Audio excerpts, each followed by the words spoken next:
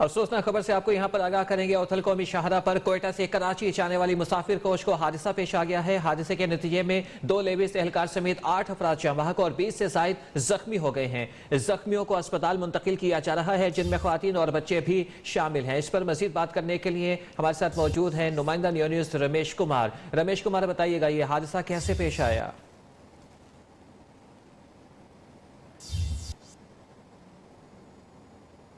जहां पर जो कि कोयटा से कराची जाने वाली मुसाफिर कोच जो कि तेज रफ्तारी के बायस ड्राइवर को जो कि नींद का झोंका आने की वजह से वो चौकी से टकरा गई है, जिसके नतीजे में जो कि 2 लेविस एहलकार समेत जो कि 8 अफराद जाँ-बहक हो गए हैं। वाकई की इत्तला मिलने के बाद जो कि जो ईदी एम्बुलेंस जो कि मौके पर पहुंची है, जिन्होंने जख्मियों को और लाशों को जो कि बेला अस्पताल और कराची के लिए मुंतकिल कर रहे हैं। और ये भी आपको बताता चलूं, इस हादसे में 2 लेविस एहलकार समेत 8 अफराद जाँ-बहक हुए, कोई 20 से ज्यादा अफराद जख्मी हैं। अच्छा, यहाँ पर ये भी बताइएगा रमेश, जो जख्मी हैं, जख्मियों की हालत कैसी बताई जा रही है?